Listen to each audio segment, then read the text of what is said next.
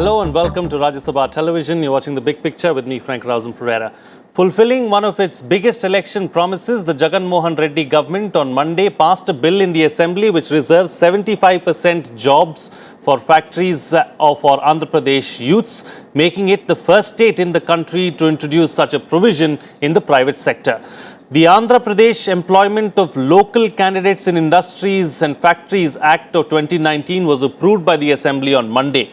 The bill states that if an industrial unit fails to find enough skilled local workers, then it will have to train them in association with the state government. The company is also required to act in accordance with the new law and submit a quarterly compliance report. Similar demands have come up in different states like Karnataka, Madhya Pradesh, Maharashtra and Gujarat. The Congress party, a government led by Chief Minister Kamal Nath in Madhya Pradesh, has vowed 70% reservation for native candidates. On this edition of The Big Picture, we will analyze the locals first policy. Joining me on the program today are Aishwarya Bhati, advocate of the Supreme Court, Shekhar Iyer, senior journalist, and Ajay Dua, former Secretary, Ministry of Commerce and Industry. Thank you to all my guests for joining me on this edition of The Big Picture. Mr. Dua, I'd like to begin the program with you. What do you make of the locals first policy of Andhra Pradesh? Is it conceptually flawed? I'm not going into the legality of it. I would leave to the legal luminary on the panel to talk about so-called whether it violates the right to equality, right of equal, opportunity for jobs, etc. Fact of the matter is, this is something which sells very well politically. Unemployment or employment creation has been a major issue in recent times, as also in the elections the recent elections which were held. By promising people that he would bring such a legislation if he is voted to power, he is living to his promise. Whether it will stand the scrutiny of law or not, I don't think the Chief Minister or his supporters or the MLAs who voted with him are too worried about. Now the question is this a desirable element? He has, some exemptions have been given to certain industries to which it would not apply. That includes cement, coal, fertilizers, some of those industries which are fairly well developed in that state. It won't happen there. But the fact of the matter is, are we now saying jobs should get created or jobs be offered in a state to only people who belong to that state? It has been tried out earlier, but I think without repealing the law, so to say, kept in the statute books, not enforced. For instance, there is in the state of Maharashtra, the law, it's by law, that if any industry gets an incentive from the state government, we have package of, which call it the package of industrial incentives for state governments, then till a particular level, basically unskilled worker, those have to be 70% of those will have to be local. Then in Karnataka, also for Kannadigas, a law was brought in at one time. It exempted IT and biotech, which are important laws there, but as such the law didn't quite see it being enforced with any rigor subsequently. I think, if you're asking me my opinion, that is it a desirable thing or no, I would think you are probably being short-sighted. Right. People would not go and invest from outside into a state which makes such stipulations. Okay. So I'm going to come back to you on whether it makes economic sense, whether it makes sense really as far as ease of doing business and so on and so forth is concerned. But before that, Aishwarya Bhati, will this bill now stand the scrutiny of law or stand the scrutiny of the courts, as pointed out by Mr. Dua? So, equality is very deeply enshrined in the Constitution all across, but specifically if we speak about Article 16, it specifically bars that only on the grounds of religion, race, place of birth, residence, etc. Public employment can be done. Now, there are two provisos in the article itself, and that can be done by the Parliament by making a law. I will take you to the example of domicile reservation in educational institutions, because that has been tested in the courts of law, and the courts have said right from 1984, Dr. Jain's case, it was it was a very fine line that the court draw and said that, you know, though some amount of domicile can be permitted because it is essentially the state that is investing money into those educational institutions, and it is in the state's interest to promote education in their own state. So some amount of domicile was permitted in that line in educational institutions. But in the same judgment, there are very strong words of caution, where the Supreme Court has gone on to say that if this kind of policy is, you know, is promoted, then it will amount to fragmentation of the country. There is a reason why the Constitution does not allow any discrimination on the basis of place of birth or residence, etc., you know, bringing it to the same thing. So though some via media has been found in the educational institutions, but you see what is happening now. NLUs, the national law schools across the country, now they are going into you know, prescribing domicile, whether it is medical seats. Even after NEET, the NEET allows every state to make you know, a certain percentage for their own students of that. Then you know, higher education, though the courts have put a stop to that, but higher education also, you are reserving it. So Delhi University students get a preference for post-graduation, etc., in other PG colleges for Delhi University. But it is a very dangerous trend. Dua Sahab has put it very well. It sells very well, like all reservation. Reservation sells very well. We saw that reservation initially, the original reservation itself was just for 20 years. That's how it was contemplated in the Constitution. 70 years hence, and it's still going strong. And it was the Supreme Court again in Indira Sahni's judgment and thereafter subsequent judgments that the Supreme Court had to come down and draw the contours of that reservation. Otherwise, it was just becoming an unruly horse. Now, this 75% reservation for locals by Andhra Pradesh is going to set the cat amongst the pigeons. Now, you see already that one bill has gone, and already, you know, the states are falling head over heels, I would say, in trying to declare. MP already made this clear, but it's dangerous. It could lead to you know, dividing the country that we so you know, so deeply hold, and unity in diversity is such an important value for us.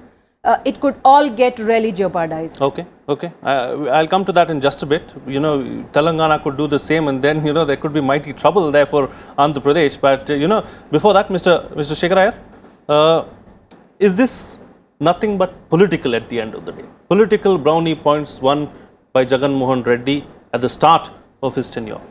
Yeah, it's 100% political messaging, but then it has very, very dangerous fallout, not only in the terms explained by Mr. Dua and Aishwarya ji, but also in terms of how is he going to attract investment in his state. You see, after all, at a time when you want more industries to come, you have been just bifurcated, you are having problem, you are pleading with centre for a special category status, you want more of you know, central funds. At this time when you want to attract investment, if you bring in this kind of thing, okay, your voters may be pleased, but after a year or two they will again find out there are no jobs. See, this is what has happened in the public sector. The fact that today government cannot offer jobs like that is one. Second thing is, you have again created one first list where you have exempted all these high-tech areas. Now today you tell me, is there any industry other than the service sector which will not fit in this? See, otherwise all the sectors involve high technology, high skilled labor, and also is Andhra Pradesh already a trained, skilled workforce that is waiting for jobs? That is not the case, because already I get to hear from the CII people in Andhra Pradesh that well, there has to be a skill development program which are not there. Now, apart from this, I think the big question is the point raised by Aishwarya ji. What happens to this concept of one nation? You are talking of one nation, one bank, one nation, one vote, one nation, and so many things. This very concept that we are Indians, this is a big danger to that, because even before this is now become the fashion. Now you mentioned about Madhya Pradesh, earlier Maharashtra, even Karnataka, we have heard these noises, and already today in Tamil Nadu you have seen Patali Makkal Katchi saying that we should have it 80% in Tamil Nadu. But what has happened is, today if you go to southernmost tips, you visit Tamil Nadu, you find Bihari speaking, Assamese speaking, Bengali speaking youths working in local hotels and restaurants. Similarly, in Kerala, farm hands are from Assam. In Karnataka too, I hear a lot of Northeast people are working as farm laborers. Yeah, absolutely. Now, Even in Chennai, something that was unheard of a few unheard years of. ago. So, I mean, today you can, I mean, forget this Hindi position which politics often, breaks out. You can easily manage in Hindi in Tamil Nadu because in the hotels and everywhere, lot of these youths are from the northern parts. There was a time, similarly, a situation, lot of people from the south were in Calcutta, Delhi, Bombay. In fact, the Shiv Sena's birth was in this, protesting against that lot of these clerical jobs were taken away by South Indians. Now, I think this is leading to a situation, no jobs are going to be created, no youth are skillfully trained, and even those who are trained are found to be unemployable. This is the fate of our graduates coming out from number of engineering colleges, that they are unemployable. Now, these are serious issues, and mind you, there is another thing, there is another wolf waiting. I am calling it a wolf because in terms of the scare for the industry, which is frequently demands are being made, you bring reservation in private sector. Now, more than this domicile thing about jobs, that is a big thing waiting. I mean, all parties are waiting because they know there are no government jobs. Now, what happens if this is superseded by that? So, A, you have it from within the state. B, you bring in that caste-based quota.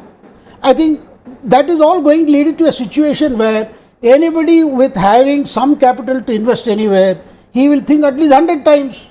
And for all you know, there may be flight of cattle from India to Africa, where so many countries we find on our televisions running like Gabon and those countries are running ads calling Indian entrepreneurs to come there and invest. Right. That soon you may have another law saying that there should be reservation in Indian companies investing in Africa.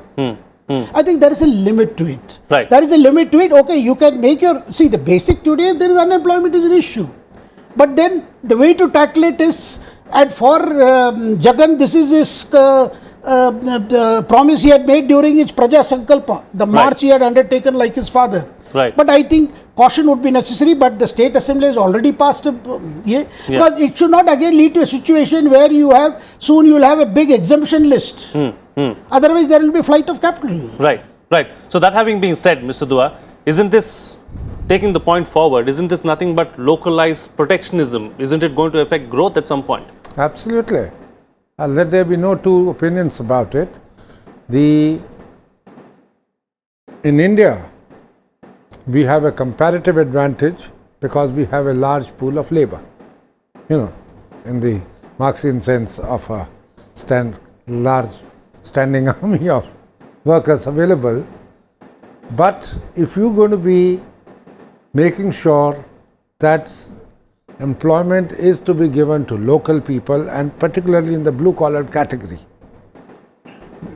the advantage which the country has, be it in producing goods for the domestic market and for the exports, I think it could well get negated. Because what's likely to happen is in Bihar, or say the northern and the eastern part, which are more heavily populated and from where people go elsewhere to find work and keep the wages down, that won't happen because they can't find jobs.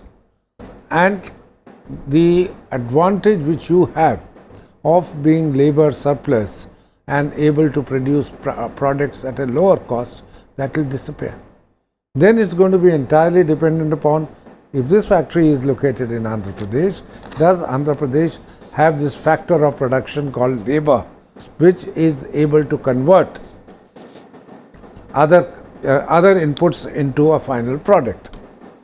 If there is a shortage in a particular area, all right, within the state flow possible, but if the state itself is not adequately populated, doesn't adequately skilled, then you always needed people from outside. But that won't be possible now.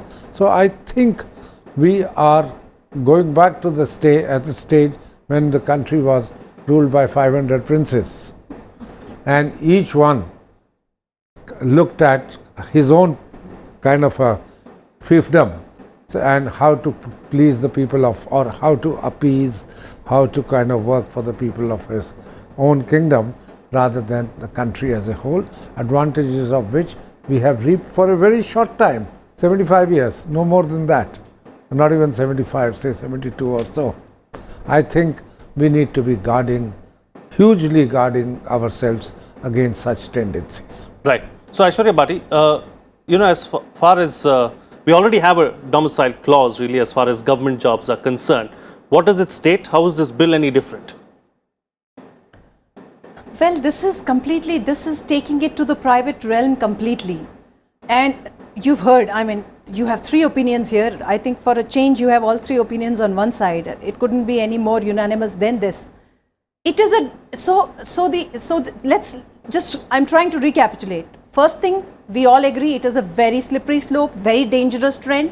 Now, let's see dangerous how. One, for the unity of the country. We are, after all, we are a country where when I have to explain our country to my friends abroad, I tell them we are like Europe. We are so many countries into one country in, culture-wise, language-wise, our values-wise, food, etc. Anything you take, how it is. Now, is it going to promote that? It is going to be detrimental, hugely detrimental to that. Are we going to create isolated islands in different states? This is the kind of rush that is happening for different states. We are heading that way in a extremely difficult manner. Now, let's also examine, will it be useful for that particular state to do this? Will the locals actually benefit from a policy like that? It is going to be hugely counterproductive. It will blow up in the faces. So short-sighted, like sir said, and it can't go any further, because in the long run, there won't be enough jobs, there won't be enough places to work, there won't be enough skilled laborers. And then if this is how it is going to be, so people, where will they go for education now? Higher education also, there are very limited places in the country. Where are they? Now, if we take it further, the developed world will start doing this. If they go the domicile way, we are all, opposing Trump like anything that, Indian students and Indian people who are workforce, who are highly trained and highly educated, the kind of policies that are happening now, a different country we are negating like that. And for our own country, if we promote this thing, it is going to be extremely dangerous. And I hope that the courts of law, I'm sure, in my opinion, it does not pass the muster of the constitutional mandate of equality in any way. And I hope that the courts come down heavily, because these are populist moves. It is, one day and it is passed in the assembly like that. So we will need a court of law to step in and actually uphold the values of the constitution one more time. Absolutely. So, Shekhar Iyer, has the Pandora's box already been opened up? Now, say for instance, a similar bill is passed in Telangana, where there is a huge workforce from Andhra Pradesh in places like Hyderabad and elsewhere. What's going to happen then? Yeah, it is indeed. Then it's going to be a kind of, I would say, waiting time bomb, because this will again throw up these issues.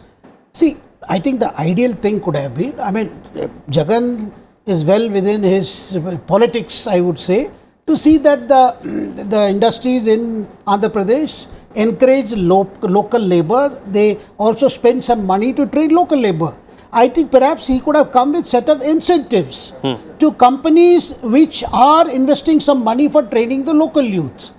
And that incentive could have been by way of lower electricity charges, or local, lesser land use charges, or something could have been done which would have encouraged investment. And just like corporate social responsibility, where we are seeing more and more corporates are now not just willing to do naam ke vaste social work. Some of them have really got into some very good social work, because of course they do get the tax benefits from the corporate social project. But it is also seen, I am seeing some corporate leaders are really committed to, when they see that, okay, there are reasons why I should be doing this, but then there are greater reasons, because I think any policy should encourage all of us, whether we are corporate investing captains of industry, or we are whoever contributing to society, that a policy must encourage to bring out the best in us, not in a way to evade and not achieve the objective. This is the problem with our lawmakers. They come up with laws which acts as a disincentive for honesty, because this kind of rule what will happen is, but at the same time it threatens the social tension. See, after all, I grew up, my mother tongue is Tamil. I grew up in Calcutta, and I have been all over the country as a journalist, working in several places. And wherever I found this was a problem where, suppose Even this domicile has affected, it affected me because my father was on a transferable job. So everywhere where I have stayed for 2-3 years, because you have to be 10 years to be anywhere, I did not fit into anywhere domicile category. It became an issue. Even in Delhi, take for instance, a lot of the Delhi children, particularly East Delhi, they go to schools in Noida. Now, if they are looking for admission in Delhi, then first the quota has to be over for within Delhi, then the 15% of rest of Delhi. Rest of Delhi means then you Noida, Ghaziabad, Gurgaon, all these come. I am giving a very practical problem in this admission season. Now, they have to wait till, all this is over in some of the best colleges in Delhi. Whether it is DTU or whether it is any other institution which is in Delhi, which is created by the government of Delhi. That means those who are resident of Delhi and the villages inside Delhi, I mean, this is a very practical problem. So, but there are a lot of Indians who are traveling, and today people, serve in one company for two. That is why we are talking of, even whether you could take your vote along everywhere. We are talking of one nation, one vote. Where if you are registered somewhere, it should be easy to, cast your vote anywhere else, like you can take your bank account. Now, such a situation, what happens to children or wards of those people who are working in one place for a couple of years, then they move on? What happens to them? And all of them are not very well off.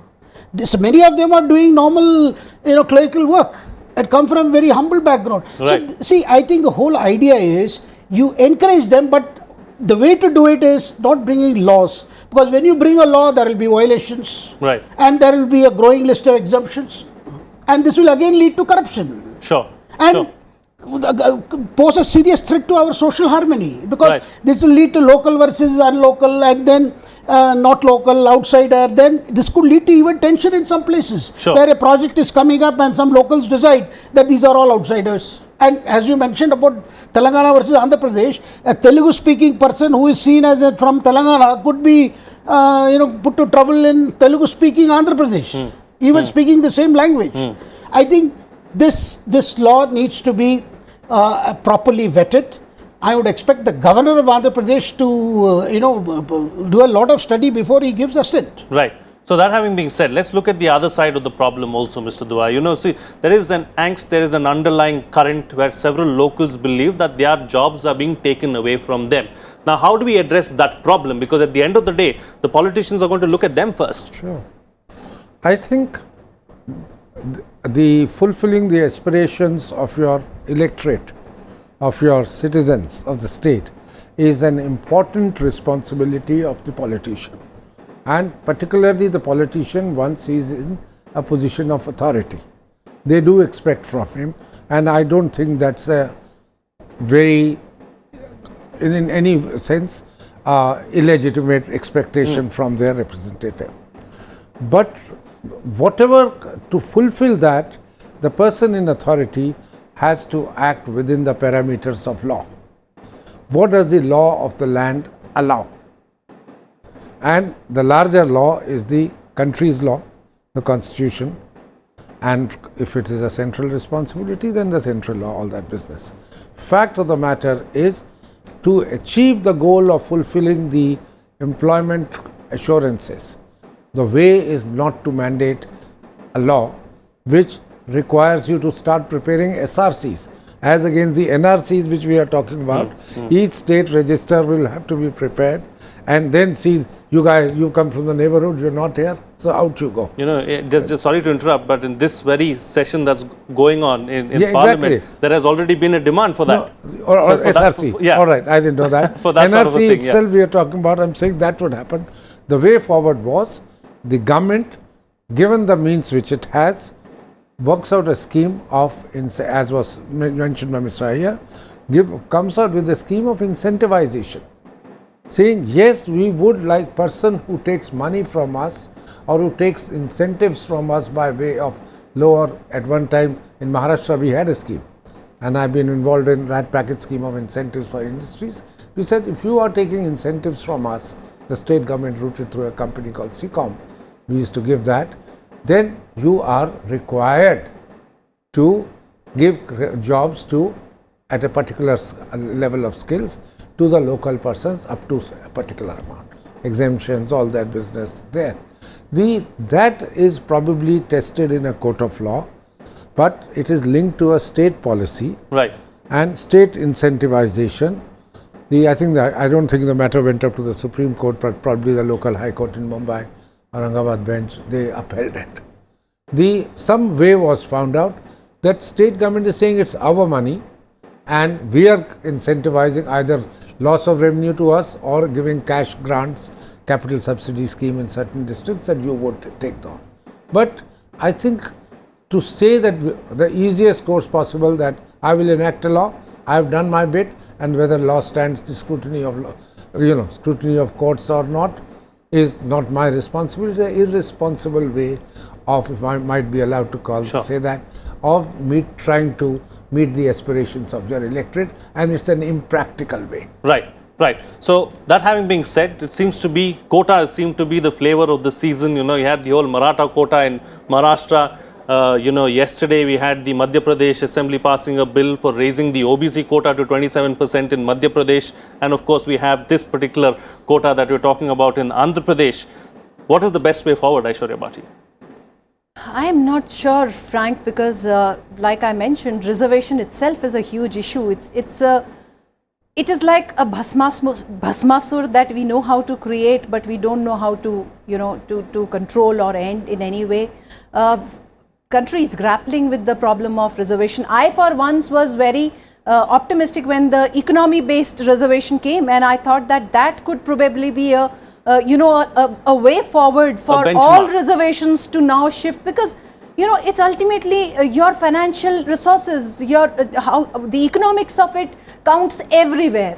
Whether it is women living in abusive marriages and marital rape debate, everything, they are happening because women don't have the economic strength to walk out of abusive marriages. So economics play ultimately a very, very important role to keep it together. And reservation is an issue. Affirmative action is all fine. The whole basis of reservation is affirmative action, to treat people who are fundamentally unequals as equals. Now, that affirmative action is necessary for scheduled caste, scheduled tribe, OBCs, on the basis of thousands of years of oppression that they had faced. Women also, children also, we have seen special laws, etc. enacted. But now to take it to this level, to locals versus non-locals, for jobs, private jobs, government jobs, doing away with the system of incentivizing good behavior, but also by the mandate of law to prescribe this. Terrible for social harmony, like Iyer Saab said, terrible for the constitutional fabric of the country, and very counterproductive for the state itself. It will, I don't know what's the way ahead. I think courts of law will be the only ones who will have to come down heavily on this. Right. We are living in times of one tax, one country also. Sure. So I mean, where are we going? Are we going forward? Are we going backward? We are really torn apart. Sure. And Shekhar Iyer, close the show for us with your concluding remarks. Well, I think the way forward is incentivizing the industry would be a better approach. And also let us remember the experiment done in Maharashtra, where they encouraged a lot of Dalit entrepreneurs. And we have seen a lot of Dalit entrepreneurs have set up units, and they have provided jobs to others. See, even that affirmative action in Maharashtra and even Madhya Pradesh,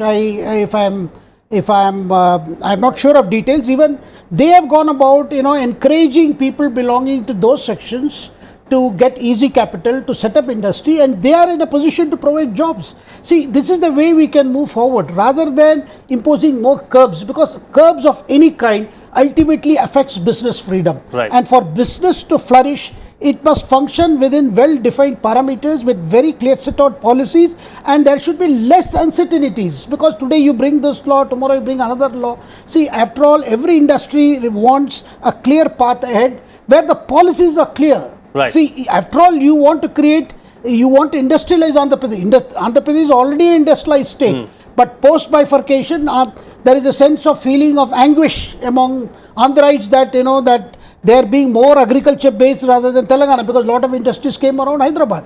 So I think Jagan must be clear about his intentions and let his actions follow his intention. Right. Right. All right. On that note, then, we'll call it a wrap on this edition of The Big Picture. Thank you to all my guests for joining me on the program and putting things into perspective for us. That's it from me. See you again next time.